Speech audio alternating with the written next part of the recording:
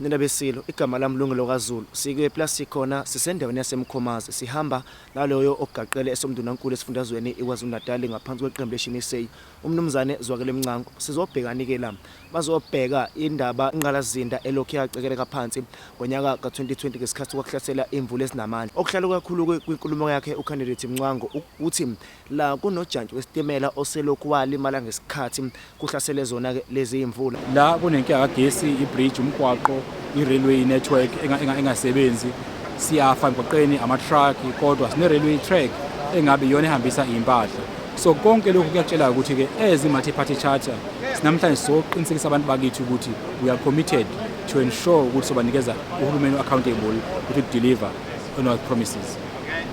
Okunye kakuvezile ukuthi uma ojantshi besitimela bangasebenzi kugcine kuphoqeleka ukuthi impahla eningi zihambe ngama-truck okwenza ukugcwale i-traffic akuvezile ke ucandidate Mncango ukuthi uma bona bengena emandleni bazoqinisekisa ukuthi balungisa ojantshi besitimela ngoba zonke lezi impahla ezigcwele ema-truckini ngabe zifakwa la esitimeleni ukuze kungagcwale i-traffic emgaqweni.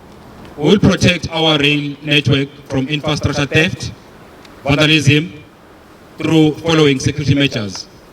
We will deploy increased CCTV equipment for continuous monitoring.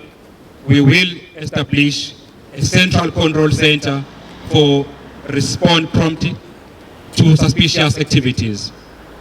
We will enforce stringent copper theft reduction targets at processors, holding them accountable for implementing measures to safeguard critical public infrastructure and assets. Uqinisekisele ku-candidate Mncango ukuthi uma bengena emandleni bazoyilungisa yonke lento njoba lokho kwavela ukuthi ngafuna ngabiyalungisa ngonyaka ka2022 kodwa kuzokube namhlanje ayikaze ilungiswe. Nina besilo igama lami Lungelo kaZulu sikwe plus khona sisendaweni yasemkhomazi.